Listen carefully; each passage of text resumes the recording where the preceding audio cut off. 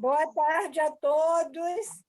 Vamos nos dedicar hoje mais uma tarde de estudos. Hoje, estudando o Livro dos Espíritos, vamos falar das provas da existência de Deus, mas, como de hábito, vamos fazer a leitura da nossa página, que hoje está no livro Fonte Viva,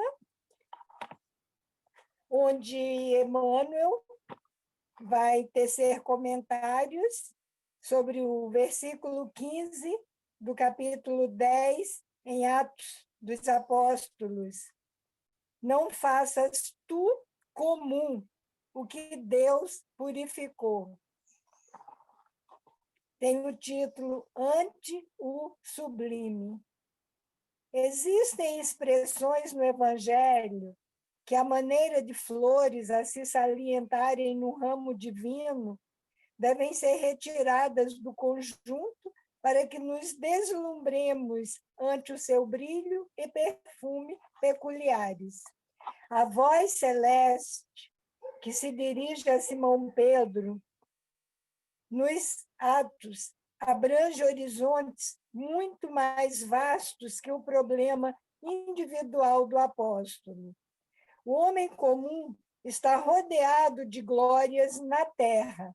Entretanto, considera-se num campo de vulgaridades, incapaz de valorizar as riquezas que o cercam. Cego, diante do espetáculo soberbo da vida que lhe emoldura o desenvolvimento, tripudia sobre as preciosidades do mundo, sem meditar no paciente esforço dos séculos que a sabedoria infinita utilizou no aperfeiçoamento e na seleção dos valores que o rodeiam. Quantos milênios terá exigido a formação da rocha? Quantos ingredientes se harmonizam na elaboração de um simples raio de sol? Quantos óbices foram vencidos para que a flor se materializasse?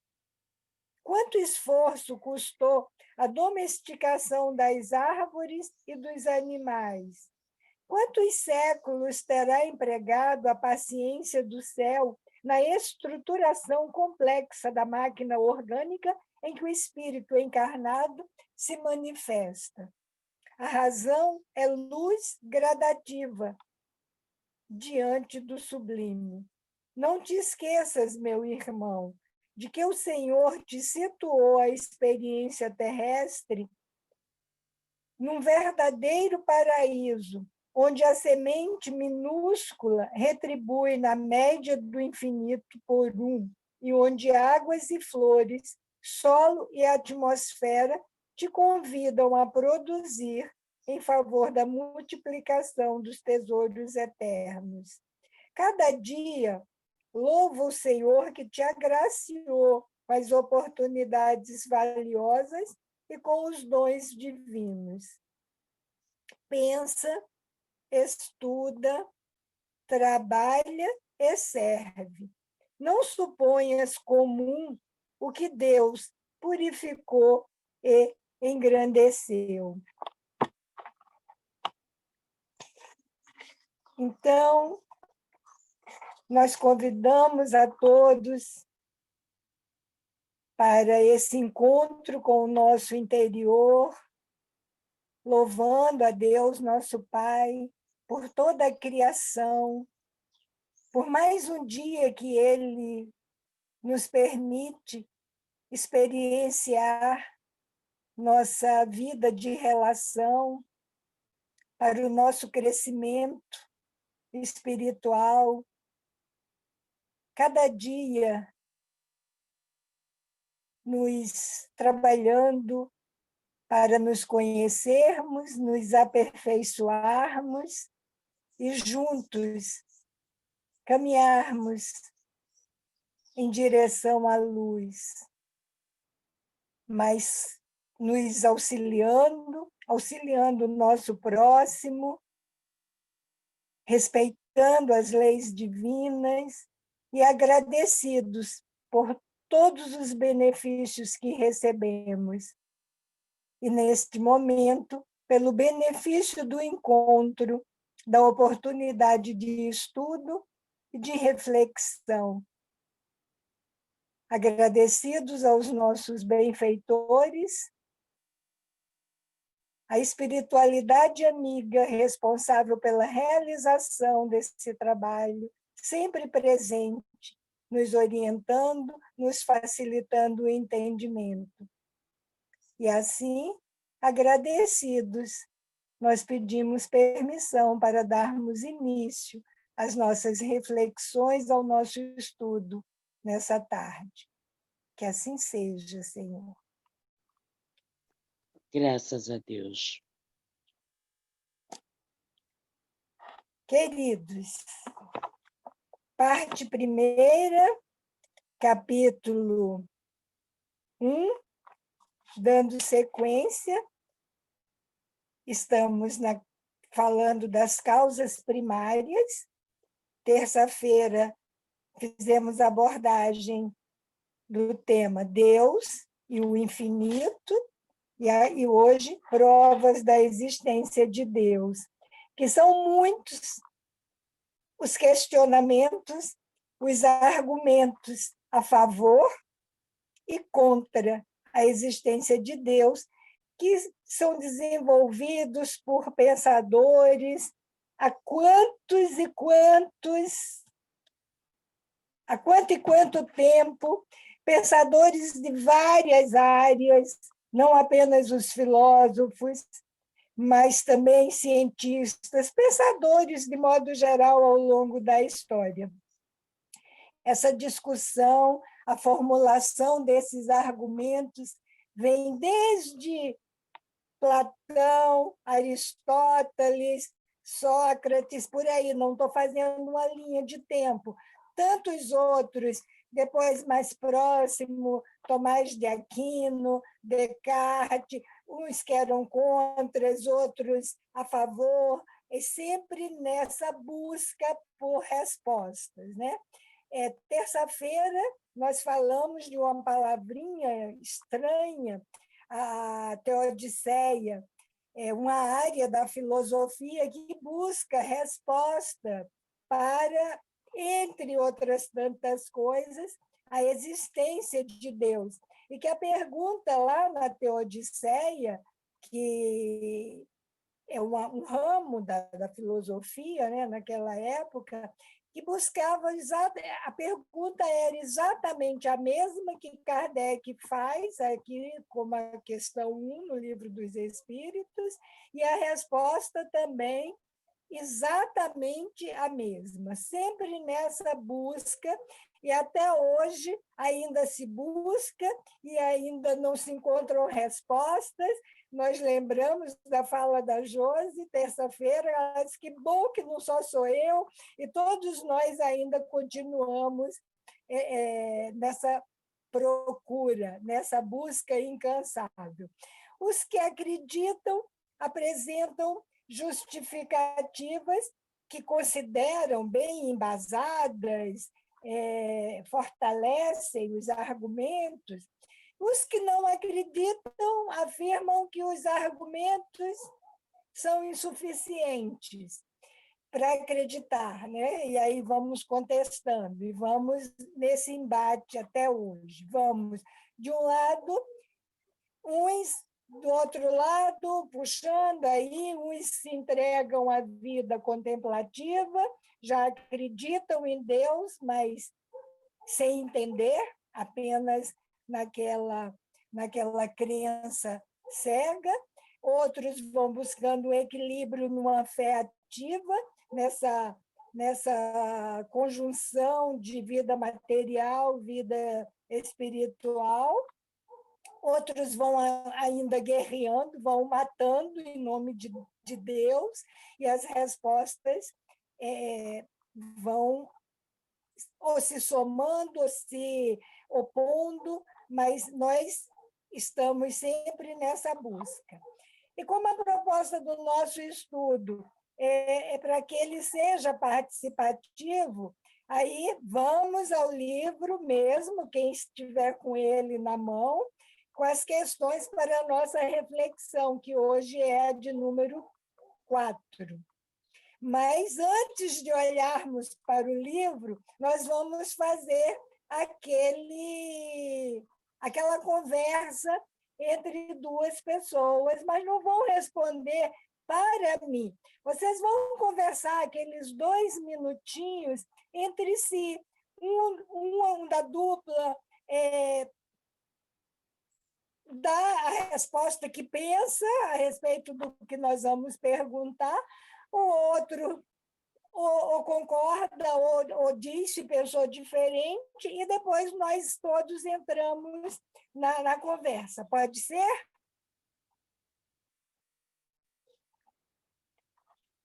Oiê, estou sozinha? Não, pode ser. Pode ser. Então, eu vou começar. O Dalton está na sala? Estou na sala, sim, Raquel. Estou aqui. Beleza. Então, vamos reunir Marco, Celeno e Dalton. Eu vou lançar a pergunta. Onde que nós podemos encontrar? Mas todos vão pensar, tá bom? Onde que nós podemos encontrar a prova da existência de Deus? Porque nós estamos partindo do ponto de que, se já estamos aqui nesse estudo, é porque a crença em Deus já faz parte das nossas existências. Então, está aqui, acreditamos. Mas onde podemos encontrar a prova da existência de Deus? Aí vocês dois decidem quem vai falar primeiro. 1 minuto, eu estou aqui marcando, e vocês conversam entre vocês dois, nós ouvindo, e também já nos preparando para as nossas colocações. Podem começar. Muito bem. Marcos, eu vou deixar vou deixar... Boa tarde, Marcos. Saudade de você.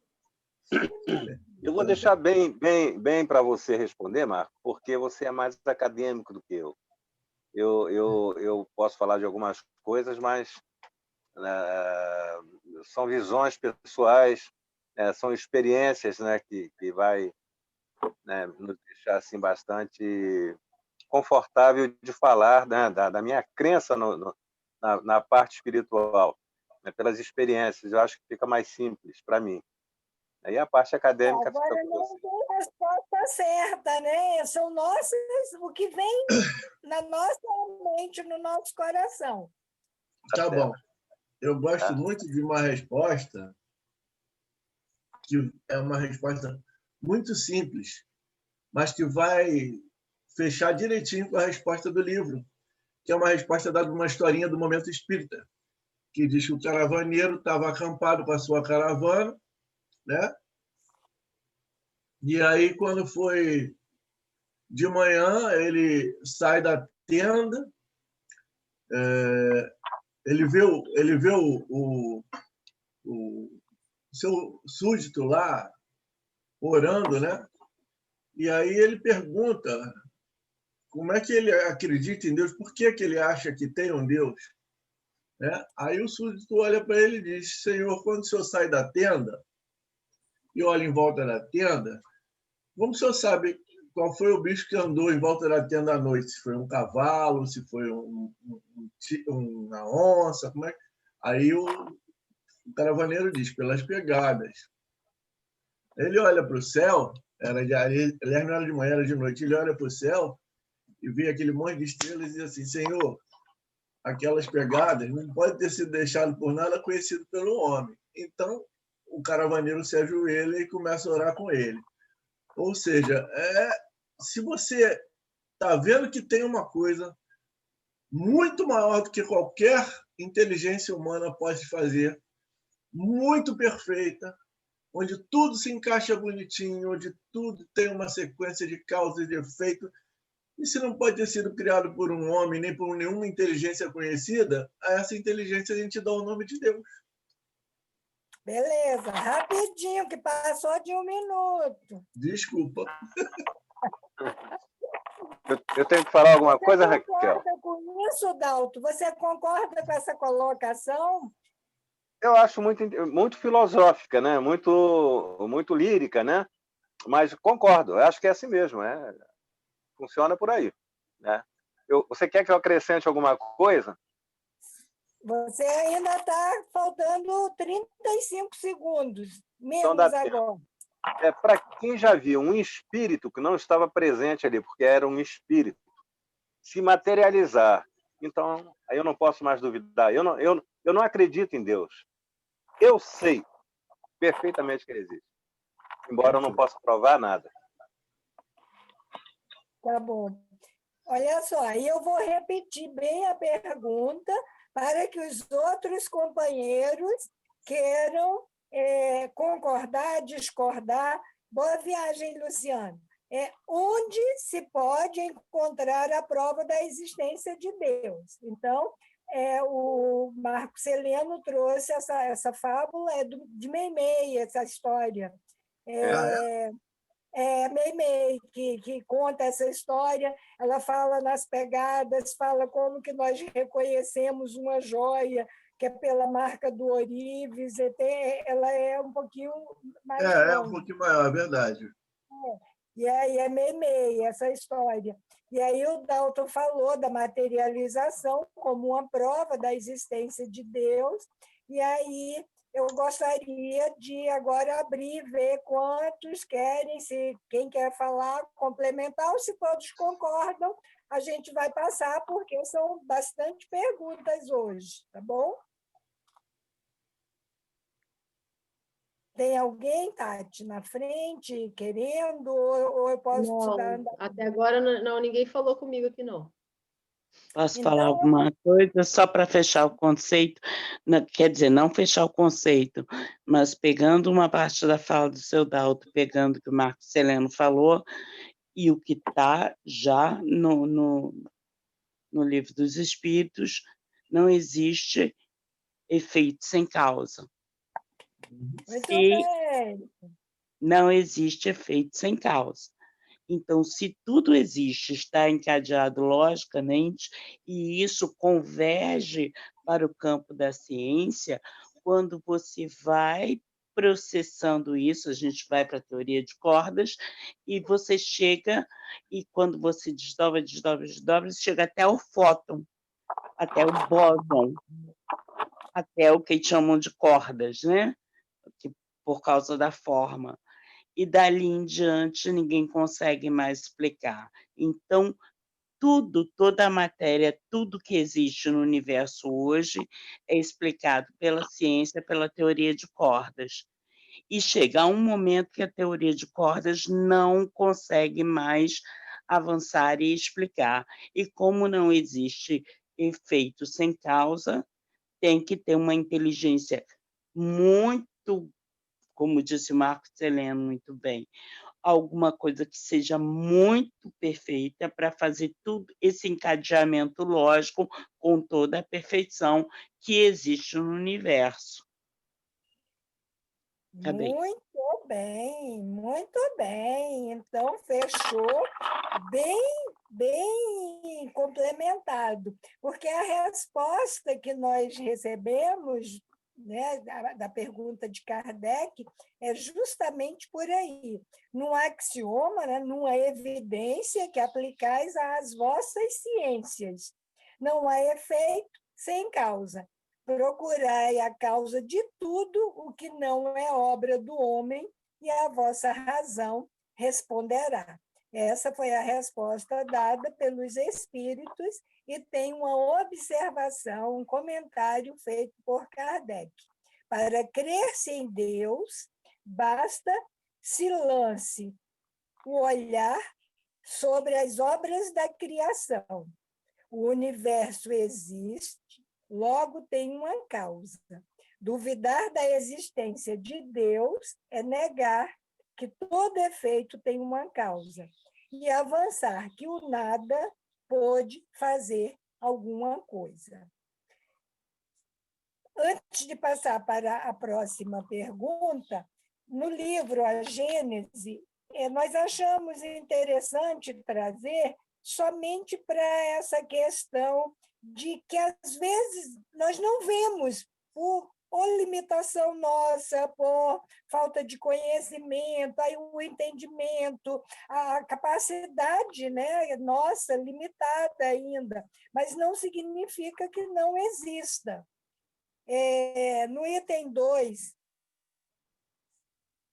do livro A Gênese, no capítulo 2, item 2, constitui princípio elementar que, pelos seus efeitos, é que se julga uma causa. E ele traz para nós um exemplo de que, se um pássaro estiver passando, voando aí, e for atingido por uma bala, deduz-se que hábil atirador o alvejou, mesmo que esse caçador, esse atirador, não tenha sido visto. Mas o pássaro não ia cair sozinho, não ia se atirar, né? Então, ele foi alvejado. Nem sempre, pois, se faz necessário vejamos uma coisa para sabermos que ela existe. Em tudo, observando os efeitos, é que se chega ao conhecimento das causas. Então, nós podemos agora passar para a questão seguinte, que eu vou perguntar para vocês numa só, embora depois nós façamos a leitura dos dois itens, das duas perguntas em separado. É se a ideia da existência de Deus se é um sentimento instintivo ou se é fruto da educação, algo que foi ensinado. Cláudia, você quer, junto com a Josi, responder isso aí? Sim. Sim. Então, vocês fazem isso aí. Uma responde primeiro, vê se é e se quer complementar ou contestar. Tá. Josi. Oi. Ô, Cláudia, tu começa, porque eu não faço nem ideia por onde começar. Olha, instintivo ou é aprendido, né? Isso, em resumo é isso. Olha, assim, eu acho que pode as duas coisas, porque o instintivo, ela é uma coisa que ela já vem, né? Inato, né? E aprender também. Eu fico com as duas opções. Eu acho que as experiências que a vida, né, vai passando pelas... algumas pessoas passam por tantas experiências na vida que elas aprendem. E outras...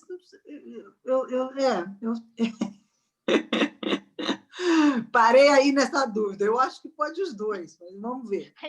Ainda bem que eu joguei a bola para tu. Olha só, eu acho também que é as duas coisas, porque às vezes quando você não aprendeu ainda, você faz tudo no instinto mesmo, né? Você vai fazendo. E quando você faz no instinto, você quebra muita cabeça. Isso geralmente acontece quando a gente é mais jovem, né? Porque muitas coisas eu não faria hoje, que eu já aprendi, se eu tivesse aprendido antes. Então, seria o instintivo. E não aprender depois. Agora já não justifica mais eu falar que não sabia, ou então que nunca ouvi falar. Então, aí teria que ser o aprender e o botar em prática, né? Então, seria realmente também as duas coisas, Cláudia, em estágios diferentes da vida. Em estágios diferentes. Em estágios diferentes, você quer dizer que antes é de um jeito e depois do outro. Hoje eu posso pensar uma coisa, hoje eu posso aprender e amanhã ser diferente, pensar diferente e voltar atrás. Evolução. Entendeu? Evolução. Tá bom. Tá bom. Essa é a resposta de vocês, então. Alguém gostaria aí de falar? se é instintivo ou se é aprendido. A ideia, né? A ideia da existência de Deus é um sentimento instintivo ou é fruto da educação? Olha a pergunta, ouve bem. Posso dar um pitaco? Alô! Pode. Bem, quando a gente pensa na existência de Deus, como a gente está hoje em dia, com vida em sociedade, né, é inegável que aí tem a influência do ensinamento. A gente já nasce com nossos pais, nossos avós ensinando isso. Mas quando a gente pensa nos primórdios, no homem, em seus primórdios, ainda lá do Neandertal, quem ensinou isso a eles? Foi instintivo, né? É fato que eles tomavam os efeitos da natureza por Deus, né? Caiu um trovão, dava um trovão, aquele barulho, era Deus zangado, né? Caiu um relâmpago, era Deus. Tinha uma colheita, sei lá, uma caça boa, foi Deus que botou isso aí, mas isso era instintivo. Depois, com o passar do tempo, né? A ideia de Deus foi sendo passada como um ensinamento. Mas se você pegar, penso eu, se pudesse ser feita essa experiência, que eu acho que não pode, porque seria muito massacrante com o ser humano, pegar e isolar algumas criancinhas e deixar elas crescerem sem nada, voltar ao estado da simplicidade, quando elas chegarem a uma idade maior, se começasse a espocar alguma coisa no céu, começasse a aparecer tempestade, elas iam ter isso como um Deus, porque é instintivo da criatura humana. A educação é um outro estágio que vem depois. No nosso estágio tem a ver a educação. A gente já nasce assim, né? Mas talvez para aquela criança que seja filha de pais ateus, ela vai estar sentindo dentro dela alguma coisa diferente que o ateu tem. Ele se diz que é ateu, mas na hora do perigo ele diz, ai meu Deus. Ou então ele diz, eu sou ateu graças a Deus. Então isso é instintivo, isso está na criatura humana. Era isso que eu queria dizer. Beleza, então vamos fechar. Que dedução? Eu reuni, né? Nós reunimos as duas perguntas para essa troca.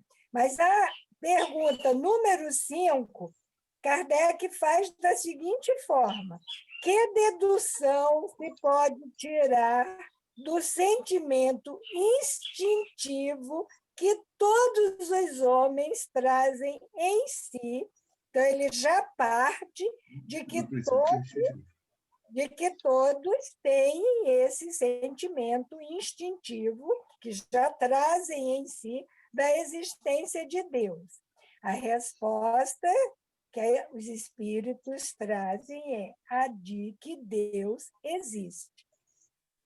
Pois, de onde lhes viria esse sentimento se não tivesse uma base?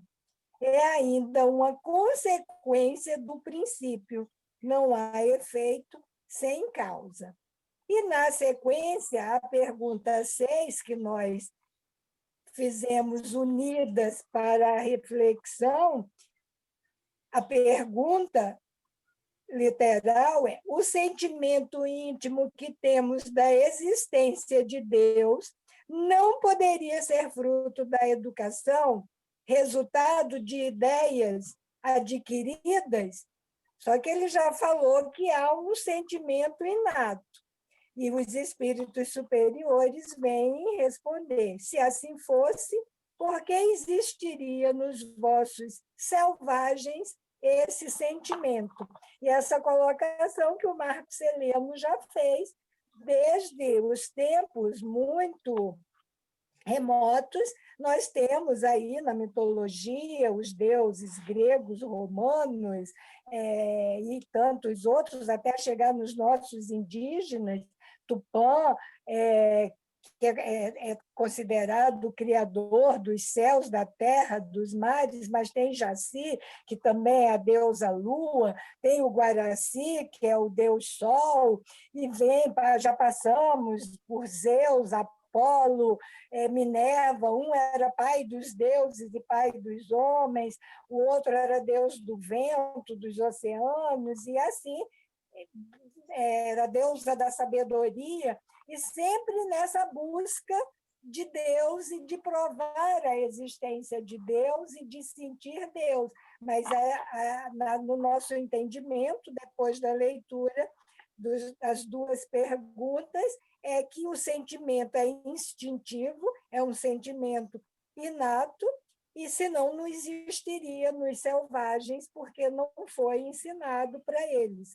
E nessa questão 6, tem um comentário de Kardec, quando ele diz: se o sentimento da existência de um ser supremo fosse tão somente produto de um ensino, não seria universal e não existiria senão nos que houvessem podido receber esse ensino, conforme se dá com as noções científicas. Querem comentar alguma coisa depois desse fechamento?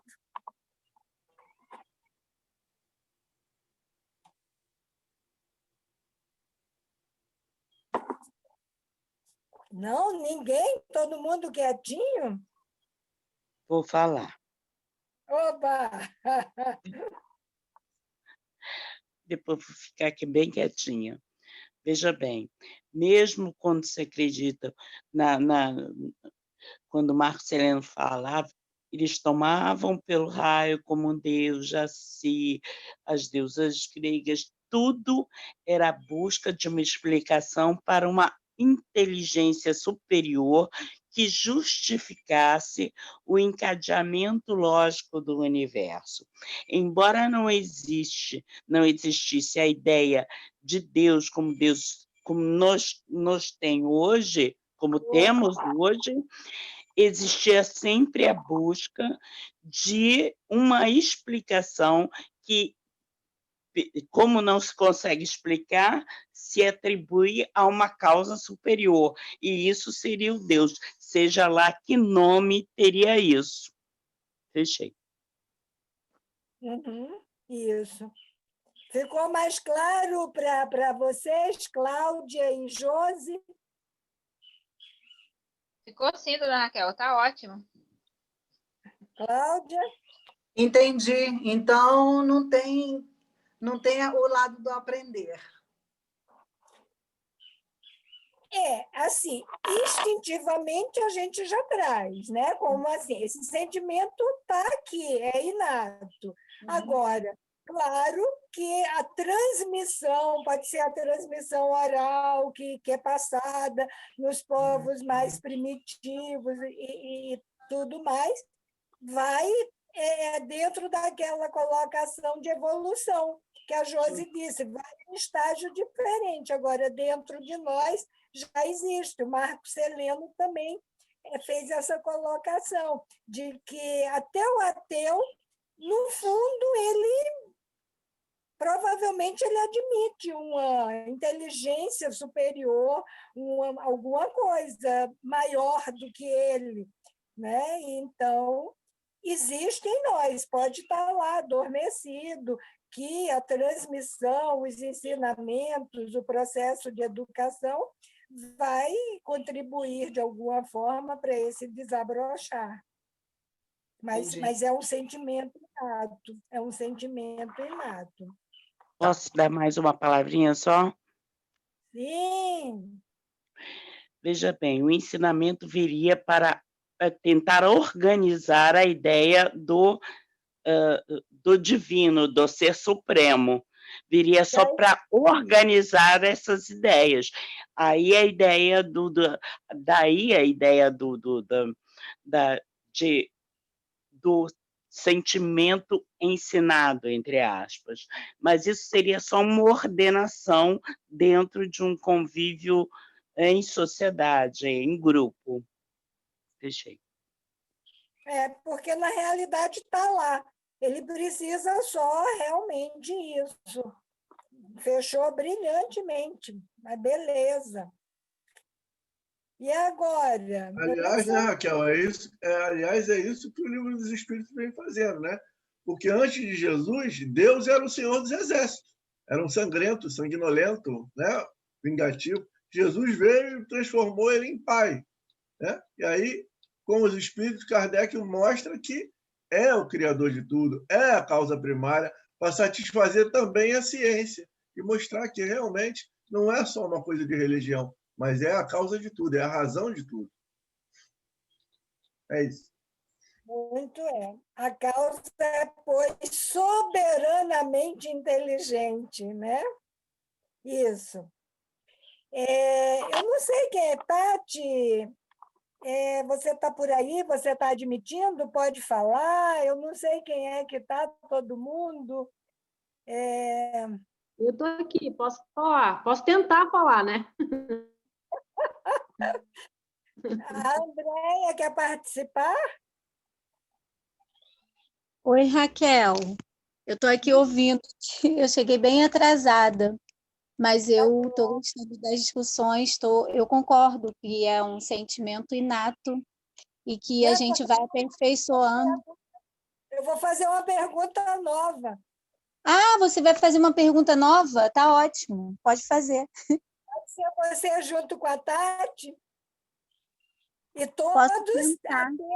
todos atentos para trazer a colaboração, né? É a pergunta de número 7 no nosso livro hoje, né? No nosso tema de hoje.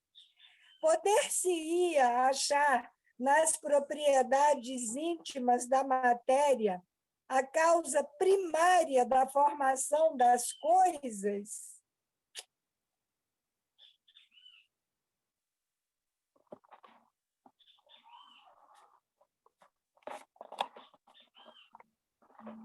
Raquel, repete para mim, por favor.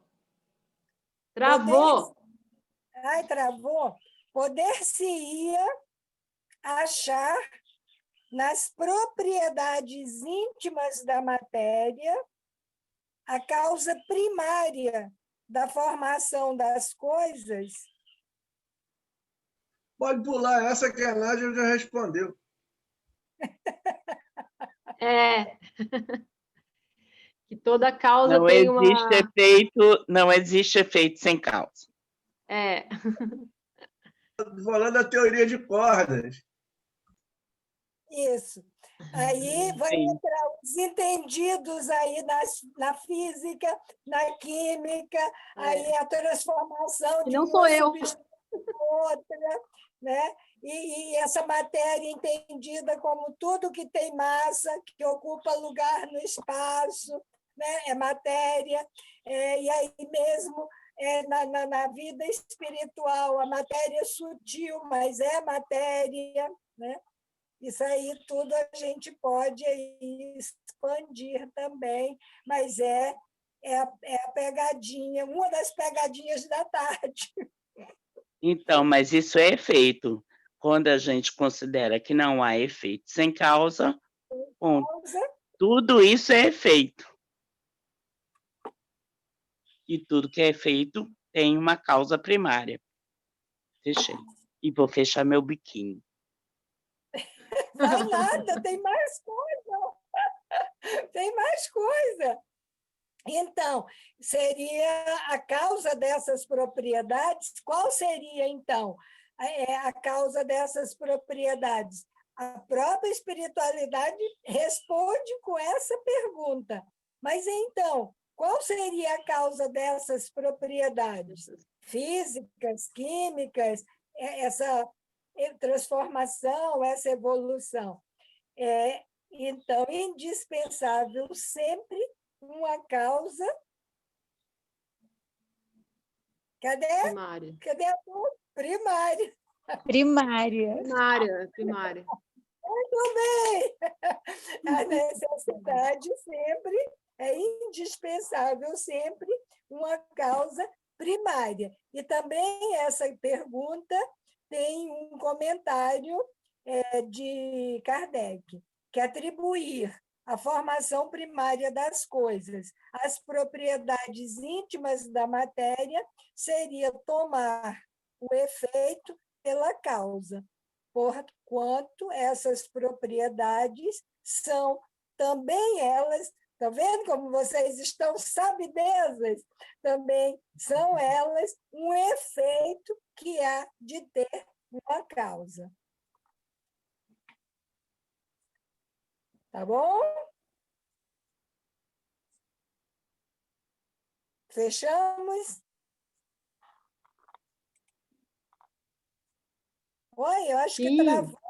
Oh, deu um susto, um silêncio. Ou não. Está É que tá todo mundo pensando. todo mundo pensando. Estou gostando de ver. É. A fumacinha está subindo. Podemos passar para Raquel, essa... tem um Oi. vídeo do Haroldo Dutra, e eu não sei se vocês viram. Eu posso falar agora? Dá tempo por causa do horário aí? Pode. Em que ele vai falando sobre a formação. Eu não vou saber falar o nome exato agora, porque eu vi esse vídeo e fiquei tão encantada, mas ele é muito científico. Ele vai falando da formação das coisas. Então, tem um diagrama que forma as plantas, que vai formando tudo. Ali é a base da formação de tudo. E quando a gente vê esse vídeo, lembra do estudo da Gênese, né? Que todos nós, tudo que é constituído, né, aqui em matéria, vem de 4 elementos, né? Nós vemos isso lá na Gênese, né? Então, eu acho que está bem relacionado a essa parte do estudo que você está fazendo aí, né? Que o hidrogênio, eu não sei dizer agora quais são os elementos, mas a gente estudou isso já por ocasião do estudo da Gênese. E eu achei isso bem interessante, porque quando a gente começa a pensar em eu sou superior a você, tem um ser que é superior, todos nós somos oriundos dos mesmos elementos, né? Dos mesmos elementos químicos, né? Está lá na Gênese. Cadê o Marco Celeno para ajudar aí? O Marco é o pesquisador. Vai lá, Marco. Não sou um pesquisador, mas é que nós somos oriundos realmente de 2 princípios. O princípio espiritual, que é o que dá a base do ser inteligente que nós somos, que fomos feitos a imagem e semelhança de Deus, é o princípio espiritual que se desenvolve até chegar a ser humano, e o princípio material, que é o que vem se aglutinando, aglomerando, tomando forma e dando origem ao corpo que nós temos hoje em dia. Eu acho que esse vídeo que você falou aí é o que o Haroldo fala sobre a sequência Fibonacci, que mostra a questão matemática da sequência Fibonacci, que está na formação de todas as coisas. Eu acho que foi isso. Eu acho que é isso também, mas o que eu estou falando é da formação da matéria. Está lá na Gênese, sim, são 4 elementos. Eu vou colocar aqui. Na Gênese, no capítulo 6, mas é grande a matéria. Assim, não é para estudar agora, não, pelo amor de Deus. É que me reportou isso. Mas se tiver o vídeo do Haroldo, põe no grupo, que aí complementa também nosso estudo, né? Essa questão, Raquel, quando eu falei na teoria de cordas que a Nádia falou, eu nem tenho muito embasamento para falar sobre isso, mas, por exemplo, a Nádia explicou que os caras foram pesquisando a causa, né? O que dá origem àquilo, até chegar lá nas tais cordas. Só que dali, entende, como a Nádia falou, também é efeito. Teve uma causa para dar origem àquilo. E é nessa causa, então, que se entende a presença divina. Não tem... Bom, se eu falar mais, eu vou estar entrando na próxima pergunta. A próxima pergunta que vai tratar dessa questão. Deixa eu fazer meu voto de silêncio aqui, igual a Nath. Porque a pergunta... Entrei em voto de silêncio. Estou dando muito pitaco. Eu não dou conta de tanto voto de silêncio, não, pelo amor de Deus. Daqui a pouco eu também vou fazer um voto de silêncio. Eu tenho a patente. Tá bom. Então, olha, 8. O que se deve pensar da opinião dos que atribuem a formação primária a uma combinação fortuita da matéria ou, por outra, ao acaso. Dalton quer falar? Dalton quer falar sobre isso? Isso é possível? Não é possível?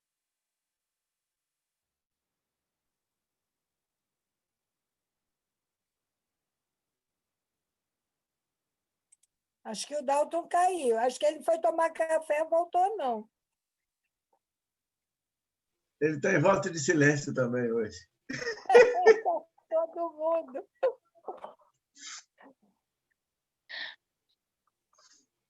Vamos lá, vamos quebrando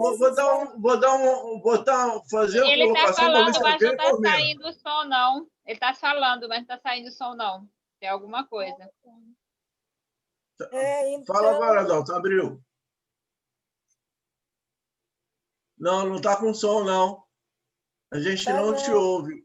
O microfone está aberto, mas a gente não ouve. Vamos botar para o pessoal pensar. Agora tá, fala. Agora eu te tá. ouvi. Tá, tem que tirar o fone de ouvido que dá um problema aqui. Raquel, deixa eu ouvir bastante hoje. Hoje eu falo demais, meu Deus do céu. Hoje eu tenho que ficar um pouquinho quieto aqui. Todo mundo quer fazer voto de silêncio hoje. Vamos nós dois, Marco Peleno. Vou só fazer uma pequena colocação para botar o pessoal para pensar, ver se alguém fala. Ele disse aí causa fortuita, acaso. Só que os efeitos que esse acaso está produzindo são efeitos inteligentes. A pergunta que eu faço é: existe acaso inteligente? Agora é com vocês. Desenvolva. Aí vai ter que se falar de probabilidade estatística, que é uma outra teoria científica. Sim, mas o acaso, sem ser inteligente, ele existe? Não existe, não. Não, acaso não existe, mas a gente tem que justificar, porque senão é fé cega, é dogma de fé. Então, não existe acaso. E esse é um dogma. Agora, para justificar isso como fé raciocinada, a gente tem que entrar em teoria estatística. Qual a probabilidade de você jogar 500 vezes o dado e ter o mesmo efeito, ou seja, sair os mesmos números seguidinhos? Então, entra a teoria das probabilidades. As coisas têm um encadeamento lógico tão perfeito e harmonioso que é impossível estatisticamente que isso tenha ocorrido por acaso. As coisas se aglutinam, primeiro foram sendo descobertos, aí é posterior ao livro dos Espíritos, quando se ordenou a tabela periódica, os 23 elementos, e eles começaram a se agrupar para formar determinadas coisas. Então, todas as vezes que você colocar hidrogênio e oxigênio, na mesma formação, vai ter o mesmo efeito. O mesmo resultado. Como não existe efeito sem causa, então não existe uma lógica no universo. Não é possível que seja ao acaso. Se você é capaz de reproduzir, não há acaso. Agora, quem criou de início esses elementos que agrupados dão o mesmo efeito? Então, a gente volta para a teoria de cordas. Ou seja, quando você vai desdobrando, vai dividindo, desdobrando, chega um momento em que você não tem mais como dividir e que aquilo foi criado de alguma forma. E como não existe efeito sem causa... Exatamente. Então, toda no meu entendimento, o que eu entendo da doutrina, sempre o que eu acreditei e aprendi é que a gente tem que ter fé raciocinada. E a fé raciocinada. E o próprio Kardec fala: se em algum momento a ciência contrariar o que está escrito, desconsidere o que eu escrevi, e os espíritos ditaram, e considere a ciência. Então, tem muitas coisas que vieram pós Kardec ter feito a codificação. Então, porque na época não tinha esse conhecimento. Não existia o conceito, então seria muito difícil transmitir um conceito que não existe, como tem coisas que a gente não conseguia sequer pensar. Maria Raquel, você pensou em alguma vez estar falando com uma pessoa quando você tinha lá 15 anos, que poderia estar conversando com as pessoas que estão no mundo inteiro, do modo como nós estamos aqui? Nunca. Num aparelhinho que cabe na palma da sua mão? Era por carta. Esperava 8 dias para a carta chegar. Pois é, tem coisas que a gente ainda não consegue explicar. Nenhuma das coisas que a ciência prova até agora, ela contraria a existência de Deus. E esse é o princípio científico. Você tem uma tese e você busca a contradição à tese. O princípio científico é assim, o método científico você tem uma tese e você busca elementos que contrariem a tese. Se você não encontra elementos que, quando confrontados com a tese, contrariem a tese e derrubem a tese, aí existe uma tese válida. Esse é o princípio científico. Então, toda a codificação e a fé raciocinada, volto a dizer, Kardec falou, a fé é raciocinada. E quando a ciência contradizer algum dos ensinamentos, esqueça o que está escrito e siga a ciência. Fechei e voto de silêncio. Porque a própria ciência desmente o acaso. Dentro de tudo isso que você falou, a própria ciência desmente o acaso, porque tem essa explicação lógica nas próprias leis naturais, está ali. Repete o mesmo resultado, desdobra. Chega no ponto. E agora? Cadê o criador disso aqui? Cadê o inventor? Nem é o criador, cadê o inventor disso aqui? Então, a resposta é justamente essa. É outro absurdo. Que homem de bom senso pode considerar o acaso um ser inteligente? E demais, que é o acaso? Nada. E também Kardec comenta que a harmonia existente no mecanismo do universo patenteia combinações e desígnios determinados.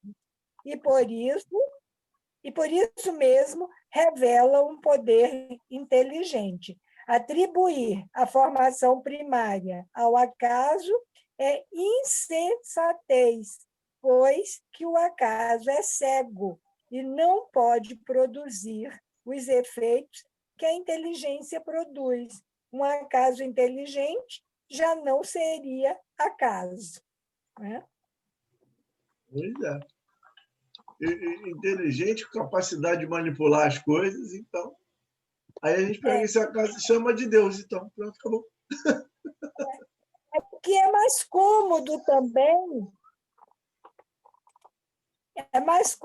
também não refletir. Acredito e pronto. Porque refletir, pensar, dá trabalho. Então, nós queremos o docinho de coco, né, aí para falar dos que gostam, dos quitutes. Rapaz, dá dor de cabeça, dá cheiro de fio queimado. observar essa harmonia, essa perfeição das leis naturais. Então, dizer que isso é obra do acaso, mas, enfim, vamos para a questão número 9, porque depois ainda tem mais coisas para serem refletidas. Deixa eu ver se eu vou trazer a informação que está em obras póstumas agora, ou se eu trago depois da 9. Depois da 9, eu acho que dá para a gente fazer. A questão número 9. Em que é que, na causa primária, se revela uma inteligência suprema e superior a todas as inteligências. Vou deixar em aberto. Quem quer responder? Do seu jeito, com o seu sentimento, com o que já consegue captar da doutrina, ou fora da doutrina. Não tem nota, não, tá bom? Não tem reprovação. Fala, Cláudia. A Cláudia está querendo falar e não fala. Fala, menina. Dá um presente de aniversário para a gente hoje. Fala.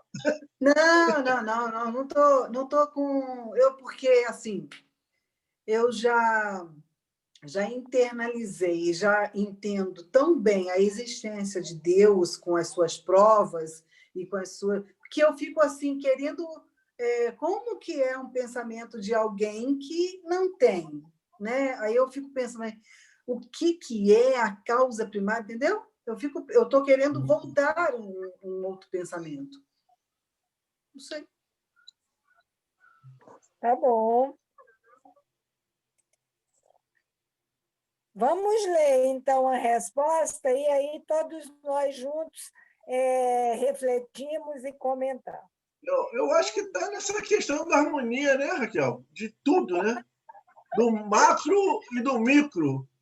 Essa harmonização de tudo, esse encadeamento inteligente, que aí a gente volta para essa questão de não há efeito sem causa e não há efeito inteligente sem uma causa inteligente.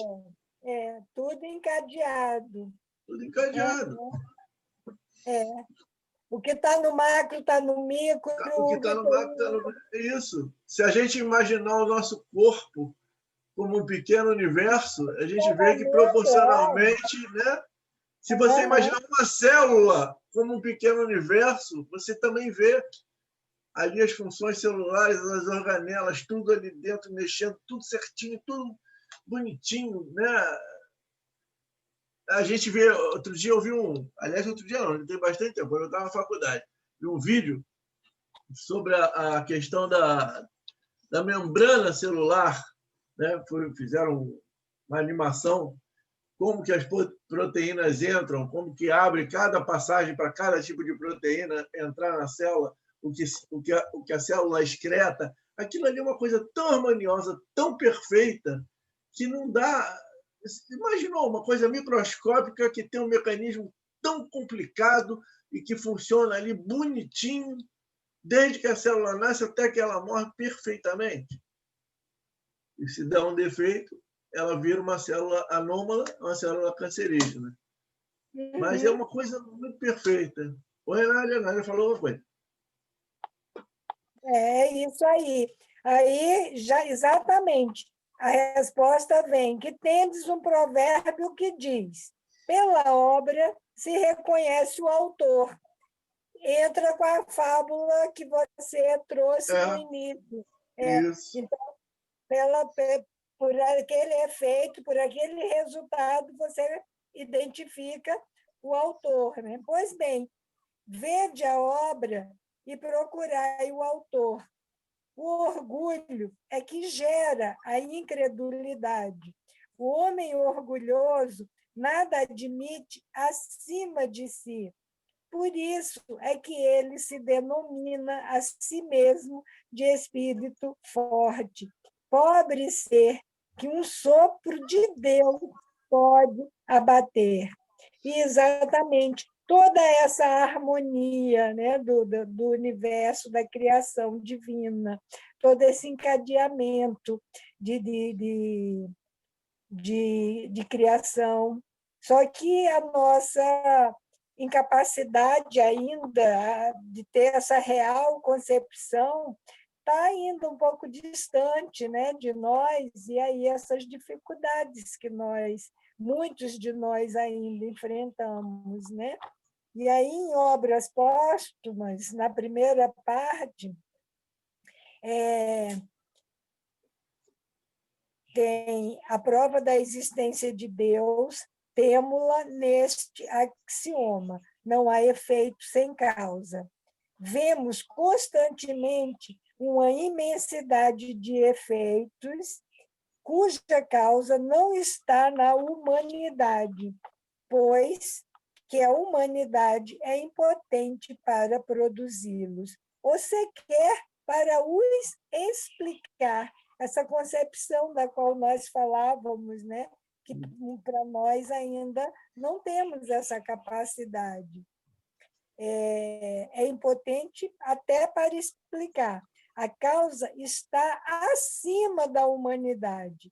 É essa causa que se chama Deus, Jeová, Alá, grande espírito, aí vai de acordo.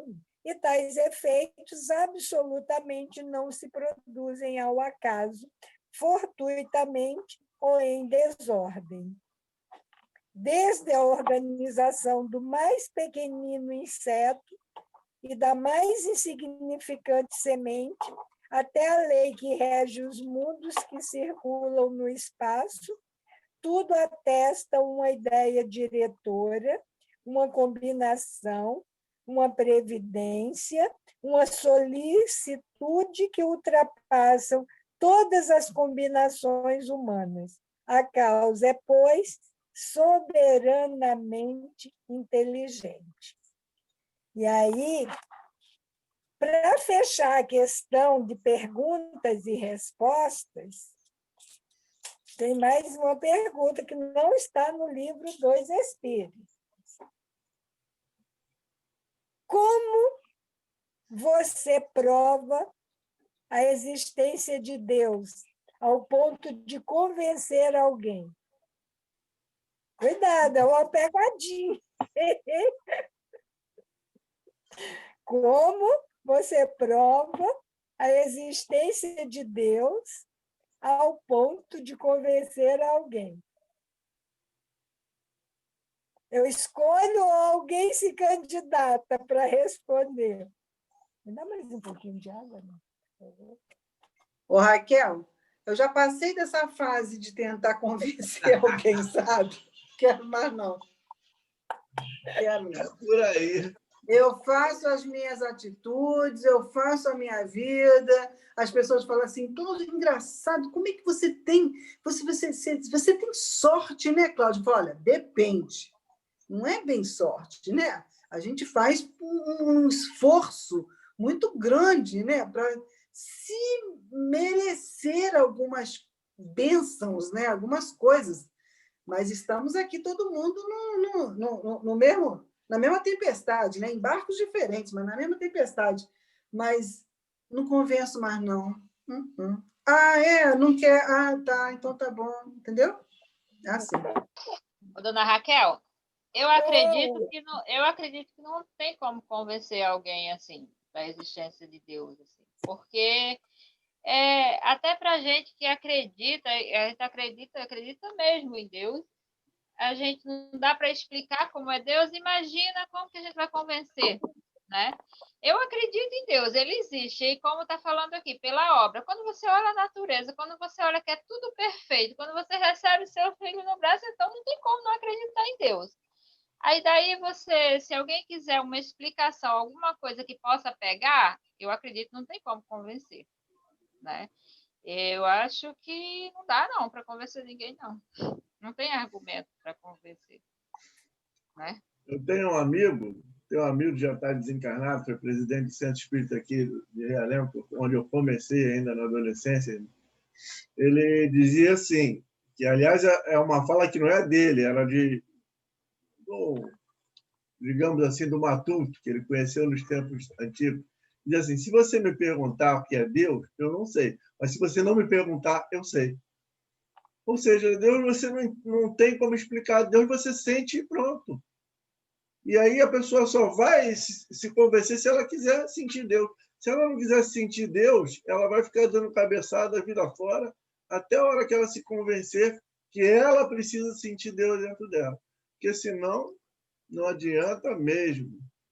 Né? Se fosse só pela inteligência, eu tenho nem um uma... cientista ateu. Fala, Nádia, acabei. Nenhum cientista é ateu, não. Tem cientista ateu e tem cientista não. que era ateu e que virou e passou a acreditar em Deus. Veja bem, quando alguém pede para mim, me prova que Deus existe, eu devolvo a pergunta, me prova que ele não existe? Por isso que eu falei que era uma pegadinha, porque, na realidade, nós não estamos aqui para convencer ninguém. Né? Então, essa questão, nem pelo exemplo. Assim, nós vamos dar o exemplo porque nós acreditamos, estamos nessa busca, nesse esforço de seguirmos os ensinamentos de Jesus, de nos aperfeiçoarmos, de melhorarmos como seres, criaturas de Deus, mas não para convencer ninguém, né? Não temos que estar apresentando provas nesse sentido, por isso que eu falei que é uma pegadinha. E quando vocês falaram na questão da ciência, do cientista que é ateu, eu lembrei, tem uma frase que uns dizem que é atribuída a Pasteur, outros dizem que ele assim já parafraseou, que era do Francis Bacon, alguma coisa por aí, é que um pouco de ciência afasta de Deus, né? E quando você realmente se debruça e vai buscar desdobrar, dividir, você se aproxima dele, né? Diz nesse sentido, e dizem que é que ele parafraseou porque se tratava de que pouca filosofia levava a mente do homem ao ateísmo. Eu penso aqui um pouquinho, aí eu vejo que eu sou ateu. Mas quando você se debruça em cima de muita filosofia, de muita reflexão, de muita busca, aí vai levar o homem à religião. Seria essa frase que deu origem à do Pasteur. Mas, enfim, eu acredito que nós, o fato de estarmos nesse momento reunidos, estudando, nesse sentido de que já estamos convencidos, já temos a certeza, não precisamos dessas provas assim, me prove por A mais B, basta olharmos, basta acreditarmos. Então, por isso que eu falei que era uma pegadinha, porque não temos que comprovar nada, não temos que estar nos impondo, né? Como os fariseus renovados, que nós falávamos quinta-feira.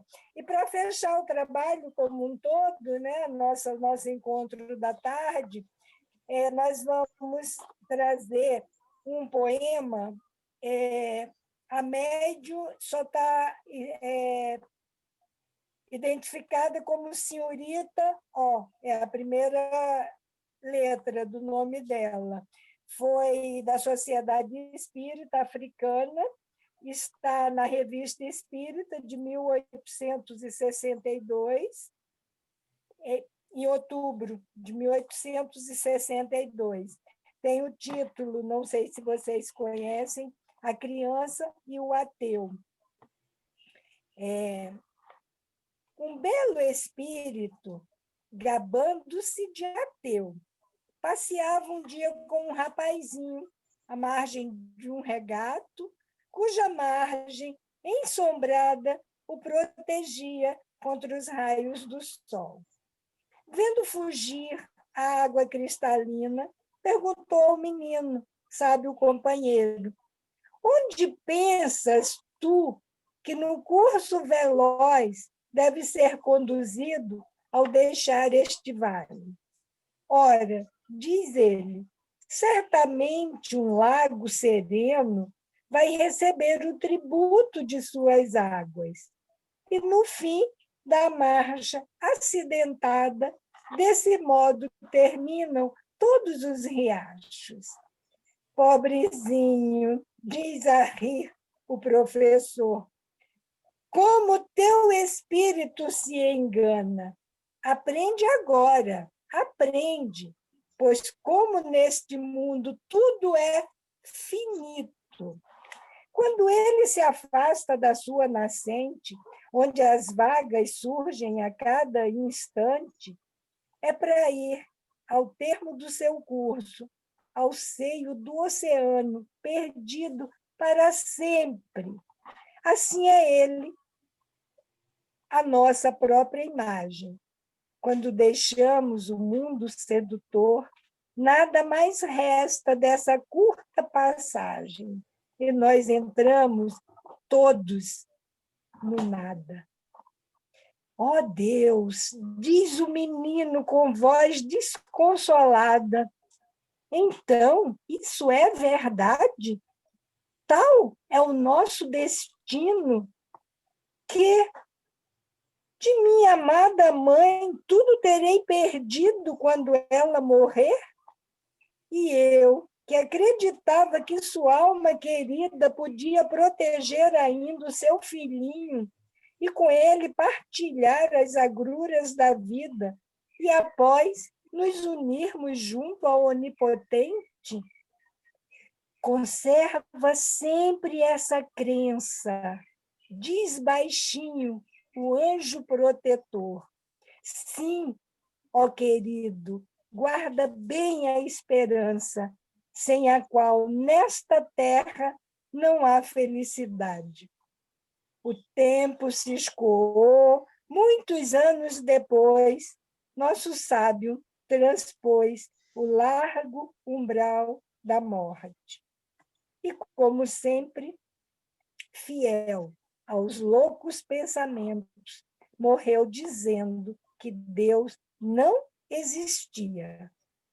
Também o rapazinho atingiu a velhice e, sem temor, foi receber a morte, pois conservava a fé da juventude e, nas mãos do Eterno, entregou sua sorte. Vede a multidão devotada deixar o céu e vindo recebê-lo. Os espíritos puros são o bando sagrado para receber seu irmão exilado. Mas quem é aquela alma abandonada que parece querer de todos se ocultar? É do sábio infeliz, a alma desolada, que percebe a ventura sem a poder gozar. Oh, que amargo não foi do mestre o sofrimento, quando lhe apareceu em toda a majestade aquele mesmo Deus que em vida negara em eterno desafio. Oh, as lágrimas quentes de tanto sofrimento vieram rebentar o espírito orgulhoso. Ele, que outrora troçava da esperança que o menino buscava para além do sepulcro. Mas a paternal bondade do Pai onipotente não quis, oh não, puni-lo eternamente. E em breve, sua alma humilde e arrependida, uma vez mais à terra voltará, depois, redimida e, enfim, purificada, voará para o céu, feliz e satisfeita, irá, inebriada da mais pura alegria, repousar, compensada, aos pés do Onipotente. dulces, é o que tem. Muito legal, muito lindo mesmo. Enfim, Então, é o destino de todo aquele que nega o Criador, né? Vai ter então, que voltar quantas vezes forem necessárias até ele se tornar humilde.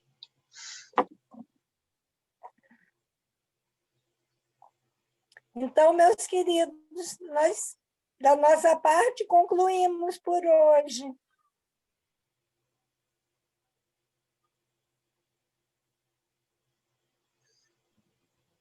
Maravilha, Raquel. Apesar de estar travando muito a minha internet, eu adorei. Tomara que fique bem a gravação para você conseguir rever. Eu também estou preocupada com a gravação, mas eu acho que vai ser pela internet da Marisa, assim eu espero. O Luciano já me disse uma vez que nas Tati, eu nuvens... estou gravando. Você está aí, criatura? O tempo todo. Estava ouvindo aqui quietinha. Fez voto de silêncio também, é. Fez voto de silêncio, né, dona Marisa? É porque hoje, Muito gente, eu já bem, falei Marisa muito. Mendes. Eu tava cansada, eu tô cansadinha, gente. Hoje eu fiz coisas que eu não gosto absolutamente de fazer, mas precisei fazer. Então, eu tô muito cansada e tava muito tensa. Aí eu falei pra Tati que eu ia ficar aqui quietinha, ouvindo, mas eu não ia participar muito, não. Mas eu gostei muito de tudo que eu ouvi.